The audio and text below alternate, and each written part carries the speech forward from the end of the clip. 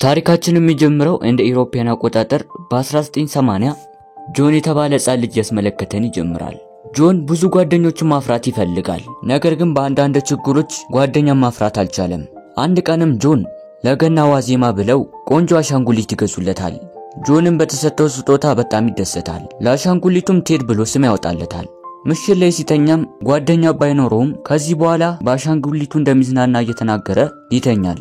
በንጋታውም በሚያስገርም ሁኔታ ለጆን የተገዛለት አሻንጉሊት እንደ ሰው ልጅ ሲያወራ እንመለከታለን። በዚህም ቤተሰቦቹና ጆን መደናገጥ ይጀምራሉ። ቤተሰቦቹም ከተረጋጉ በኋላ ይሄ አዲሱ አሻንጉሊት ቴድ ለመላው ዓለም መናገር እንደሚችል ያስታውቃሉ።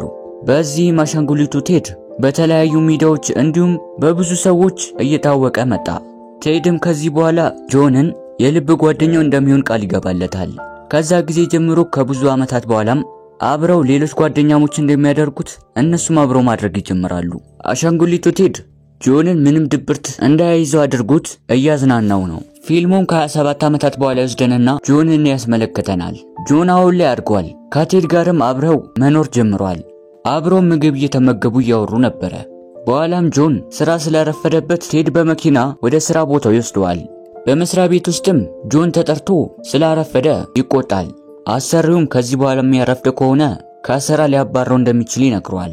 ጆንም በስራ ቦታ ውስጥ ጓደኞቹን በዚህ ሳምንት የፍቅረኛ የ4ኛ ዓመት አንቨርሰሪ ክብረ በዓል ስለሆነ እንዴት ሊያዘጋጅ እንደሚችል ሲያማክራቸው እንመለከታለን። ጓደኞቹም ቀለበት እንዲያስረላት ይነግሩታል። ጆን ግን አሁን ላይ የማግባት ውሳኔው እንደሌለው ይናገራል። ከስራ በኋላም ከቴድ ጋር አብረው ማውራት ይጀምራሉ። እናም ጆንን ለቴድ ለፍቅረኛው የጋብቻ ጥያቄ ቢያቀርብላት አሪፍ ሐሳብ እንደሆነ ይጠይቀዋል። ቴድም ለጆን በፍጹም ማግባት እንደሌለበት ይመክረዋል። በኋላም ጆንና ፍቅረኛው ሎሪ ስለ ወደፊት ህይወታቸው እያወሩ ያለ በመሃላቸው ቴድ ይመጣና ይበጠብጣቸዋል። በንጋታውም የጆን ፍቅረኛ ሎሪ በመስሪያ ቤት ውስጥ ለጓደኞቿ ከጆን ጋር 4 ዓመት እንደሞላቸውና እስካሁን ቀለበት እንዳላሰረላት እንዲሁም ጆን እስካሁን ቁም ነገረኛ ሰው እንዳልሆነ እያማረረች ጓደኞቿን ትናገራለች። እያወራች ያለም አለቋ ሬክስ ይመጣና ቢሮዋ ይጠራታል። ሬክስም ሎሪን ይወዳት ነበረ። ሎሪ ግን ፍቅረኛ እንዳላት ብትናገርም እሱ ግን ምንም አልመሰለውም። ምሽት ላይም ጆንና ሎሪ 4ኛ ዓመታቸውን ለማክበር እራታቸውን እየተመገቡ ነው። ብቻውን የነበረው ቴድም ከውጪ ሴተኛ ዳሪዎችን በመሰብሰብ ሲዝናና እንመለከተዋለን። በኋላም ሎሪና ጆን ይመለሳሉ። ሎሪም በነገሩ በጣም ትናደዳለች። ምክንያቱም መጸዳጃ ክፍል ስገባ እነሱ ካመጣቸው ሴቶች መካከል አንዷ መጸዳጃውን አበላሽታ ነበር። በዚህ የተናደደችው ሎሪ ጆንን ቴድ ከዚህ በኋላ ለብቻው ሌላ ቤት መኖር እንዳለበት ትነግረዋለች። ጆንም ባይፈልግም ለቴድ ከዚህ በኋላ አብሮ ላይኖር እንደሚችሉ ይነግረዋል። ቴድ ግን ከጆን ጋር ብቻ ነበር መኖር የሚፈልገው። በነጋታውም ቴድ ስራ ለመቀጠር ቃለ መጠይቅ ሊያደርግ ከጆን ጋር እየሄደ ነው። በኋላም ቃለ መጠይቁ ጋር ከሄዱ በኋላ ይቀበሉታል። ከጨረሱም በኋላ ወደ አንድ መናፈሻ ሄደው ስራ ስላገኙ ይደሰታሉ። እያወሩም እያለ ሮበርትና ዳን የሚባሉ አባትና ልጅ ይመጣሉ። እናም ሮበርት ለልጁ ከልጅነቱ ጀምሮ ቴድን መግዛት እንደሚፈልግ ለጆን ይነግረዋል። ጆን ግን ቴድ የሚሸጥ እንዳልሆነ ይነግረዋል።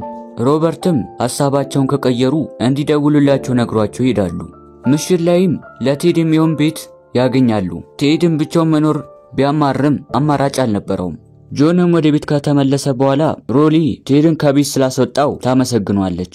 በንጋታውም ቴድ በሱፐርማርኬት ውስጥ ስራውን እንደጀመረ እንመለከታለን። ታሚ ከተባለች አብሮ ከምትሰራ ሰራተኛ ጋር መጀናጀን ይጀምራል። ጆንም በስራ ላይ ቁጭ ብሎ ቴድ እየናፈቀው ይመጣል። በኋላም ቴድ ይደውልለታል። እናም ለመገናኘት ይቀጣጠራሉ።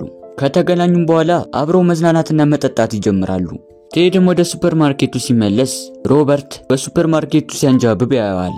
ቴድም ምን ፈልጎ እንደሆነ ይጠይቀዋል። ሮበርትም ሁኔታው ባያምርም ዝም ብሎ እንደመጣ ይናገራል። በኋላም ታድና ጃኒ ከነጆን ጋር እራት ስለተቀጣጠሩ ወደዛ ያመራሉ። እራት ላይም እየተመገቡ ያለ በድንገት ታንና ሎሪ መጣላት ይጀምራሉ። ነገሮቹንም ለማረጋጋት ታድና ታን ቦታውን ለቀው ይሄዳሉ። ሎሪም ያለ ምክንያት ጆን ላይ እልዋን ትወጣለች።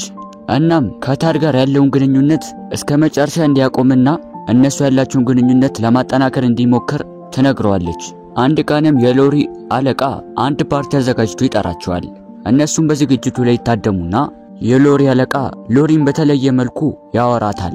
ጆንም እየተናደደ ነበር። ነገር ግን ሎሪ ሰውየው ጸባዩ እንደዚህ እንደሆነና ምንም እንዳያስብ ነግራው ታረጋጋዋለች። በማውራት ላይ ያሉም ቴድ ለጆን ይደውልለታል። ቴድም ዝግጅቱ ለቆ እንዲወጣና ወደሱ እንዲመጣ ይነግረዋል። ጆንም የት መሆን እንዳለበት ግራ እየተጋባ ከሎሪ አለቃ ሬክስን ያናገረውና እንዲሸፍንለት ቃል ከገባለት በኋላ ጆን ወደ ቴድ ይሄዳል። ጆንም ቴድ ጋር ሲሄድ እሱም ቤት ውስጥ ፓርቲ አዘጋጅቶ ነበር። ቴድና ጆንም በፓርቲው መዝናናት ይጀምራሉ። ጆንም በጣም እየጠጣ ነበር። በኋላም ሰዓቱ እንደረፈደ ከተመለከተ በኋላ ሊወጣ ሲል ሎሪ ትመጣበታለች። እሷም እንዳየችው ተናዳ ቤቱን ለቃ ትሄዳለች። ጆንም እየተከተላት ይቅርታ ለመጠየቅ ይሞክራል። ነገር ግን ሎሪ ከዚህ በኋላ አብረው መሆን እንደማይችሉ ነግራው ትሄዳለች። ቴድም ከቤቱ ወጥቶ ጆንን ሊያናገረው ሲሄድ ጆን በተፈጠረው ነገር ቴድ ላይ መጮህ ይጀምራል። በንጋታውም የሮሊ አለቃ ሬክስ አንድ ቦታ ይቀጥራታል። እሱ መጥፎ ሰው እንዳልሆነና ጥሩ ጊዜ እንደሚያሳልፉ እየነገራት ሊያማልላት ይሞክራል። እንዲሁም ከዚህ በኋላ እንደማያስቸግራትም ይነግራታል። ሎሪም እንደምታስብበት ተነግሯለች። ወደ ጆን ስንመለስ ቤት ውስጥ ብቻውን ቁጭ ብሎ ያለ ቴድ በመምጣት ሎሪና አለቃዋን ሬክስን አንድ ላይ እንደተመለከታቸው ይነግረዋል። ጆን ግን ቴድ በሚያወራው ነገር እያመነው አልነበረም። በኋላም ሁለቱም መጨቃጨቅ ጀምሩና መደባደብ ይጀምራሉ። በኋላም ተረጋግተው ማውራት ይጀምራሉ። እናም ጆን ሎሪን ይቅርታ ለመጠየቅ ይወስናል። ምሽት ላይም ሎሪና ሬክስ ያሉበት ኮንሰርት ሄዶ መዝፈን ይጀምራል። ሎሪም ስትመለከት በነገሩ ትደሰታለች። በቦታው የታደሙት ሰዎች በጆን አዘፋፈን ተናደው ነበር። በዚህም አንዱ ጆንን ሊያስቆመው ሲሮጥ ጆን መጥቶት ይጥለዋል። በኋላም ጥበቃዎች በመምጣት ጆንን ያስወጡታል። ከኮንሰርቱ በኋላም ሎሪና ሬክስ እየሄዱ ያለ ሬክስ መጠጥ እንዲጋብዛት ይጠይቃታል። ሎሪ ግን እንደበቃትና ወደ ቤት መግባት እንደምትፈልግ ትናገራለች። ሬክስ እየገፋፋን ነበር። ነገር ግን ሮሊ በሷ አጠያየቅ ይበልጥ ተናዳ ከዚህ በኋላ እንዳይገናኙና እስካሁን ጆንን እንደምትወደው ነግራው ትሄዳለች። ሎሪም ወደ ቤት እንደደረሰች ከቴድ ጋር ይገናኛሉ። ቴድም ይቅርታ መጠየቅ ይጀምራል። ምክንያቱም የእነሱ ጥል መንስኤ እሱ በመሆኑ ነበር። እናም ከዚህ በኋላ በመሃላቸው እንደማይገባና ለጆን አንድ ዕድል እንድትሰጠው ይለምናታል። በንጋታውም ቴድ ቤቱ በር ይንኳኳና በሩን ሲከፍተው ሮበርትና ዳኒ ነበሩ። እነሱም በፍጥነት አፍነው ያግቱታል። በሌላ በኩል ሎሪ ጆን ጋር ትሄድና ይቅርታ ልታደርግለት እንደምትፈልግ ተነግሯለች። ጆንም ጥፋቱ የሱ እንደሆነና እሱ ለሷ እንደማይገባት ይነግራታል። እናም በጣም እንደሚወዳትና አሁን ላይ ቢለያዩ እንደሚሻል ይነግራታል። ሎሪም በንግግሩ ታዝናለች። በሌላ በኩል ቴድ ራሱን ከሳተበት ሲነቃ ዳንና ሮበርትን ያያቸዋል። ሮበርትን ይህን ለረጅም ጊዜ ሲጠብቅ እንደነበረና ከዚህ በኋላ የእነሱ እንደሆነ ይነግረዋል። ቴድም እየቀለዱ እንደሆነ ቢናገርም ዳን ግን ለልጁ ሮበርት እሱ እንደሚያስፈልገውና ከልጅነቱ ጀምሮ ምንም አይነት ጓደኛ ስለሌለው ከዚህ በኋላ ከሱ ጋር ትሆናለህ ይለዋል። ቴድም ቶሎ ከዚህ እንዲለቁት ይናገራል። ቴድም ምንም ነገር ማድረግ ስላልቻለ እንደሚቆይ ይነግራቸዋል። በሌላ በኩል ሎሪ ጆንን እየተከታተለችው ነበር። እናም እሱ ጋር ከሄደች በኋላ ሊያናግራትም ስላልፈለገ መኪና ውስጥ እንዲገባ ትነግረዋለች። ከገባ በኋላም ሎሪ አብረው እንዲሆኑ እየጠየቀችው ያለ በድንገት ታድ ለጆን ይደውልለታል። እንደታፈነም እየተናገረ ያለ በድንገት ከኋላ ዳን ይይዘውና ስልኩን ያቋርጧል። ጆንም ቴድ እንደታገተ ከሰማ በኋላ ዳን ከዚህ በፊት የሰጠውን አድራሻ በመጠቀም ወደ ነዳን ቤት ይሄዳሉ። እነዳንም ቴድን ይዘውት እያመለጡ ነበር። እነጆንም ይህን ሲመለከቱ በፍጥነት ይከተሏቸዋል። ቴድም የመኪናውን ጀርባ በመስበር እነጆን ያሉበት መኪና ላይ ተወርውሮ ያመልጣል። ይህን የተመለከተው ዳንም በፍጥነት ወደ ኋላ በመንዳት የነጆንን መኪና ሲገጭ ቴድ ተወርውሮ ወደ ዳን መኪና በድጋሚ ይገባል። በኋላም ዳን በፍጥነት መንዳት ይጀምራል። መፍትሄ የማያጣው ታድም አንድ ጨርቅ በማንሳት የዳንን ፊት በመሸፈን እንዲጋጭ ያደርገዋል። በኋላ ቴድም በፍጥነት ከመኪናው ወርዶ መሮጥ ይጀምራል። ከጀርባም እነጆን እያሳደዱት ነበር። ቴድም ወደ አንድ ትልቅ ስታዲየም ይገባና መሸሽ ይጀምራል። ዳንም ከጀርባው እየተከተለው ነው። አንድ መሰላል ነገር ይመለከትና መውጣት ይጀምራል። ዳንም እየተከተለው ይወጣል። እነ ሎሪም ወደ ቦታው ይደርሳሉ። ዳንም ቴድን ሊይዘው ሲል ይመለከቱታል።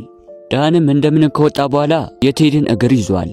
ዳንም በጣም እየጎተተው ስለነበረ ቴድ ይቆረጥና ይወርቃል። ሲወርቅ ባልሞተም ነበር። ቴድም ከዚህ በኋላ ሎሪ እንዳያስከፋትና አብረው በደስታ እንዲኖሩ ይነግረዋል። ይህን ከነገረው በኋላም ቴድ ነፍሱ ተወጣና ወደ ኖርማል ወደ አሻንጉሊት ይመለሳል። ጆንም ሲመለከት እያዘነ በፍጥነት ለሁለት የተበጠሰውን ሰውነቱን ለመስፋት ይሞክራሉ። ነገር ግን ምንም ሊያድኑት አልቻሉም። እያዘኑም ምሽቱ ሲነጋ ቴድ በድጋሚ ወደ ቤት ተመልሶ ይመለከቱታል። ጆንም በጣም እየተደሰተ ሎሪን ያመሰግናታል። እናም ሎሪ ከዚህ በፊት ስለተናገረችው በጣም ይቅርታ እየጠየቀችው ይታረቃሉ። ከጊዜያት በኋላም ጆን እና ሎሪ ይጋባሉ። ቴዲም ስለተጋቡ በጣም እንደተደሰተ እናም ጥሩ ጋብቻ እንዲኖራቸው ሲመኝላቸው እያስመለከተን ፊልሙ ይጠናቀቃል። ቤተሰቦቼ ፊልሙን ያያችሁትን ይመስላል። በሌላ ፊልም እስከምንገናኝ ቸር ሰንብቱልን።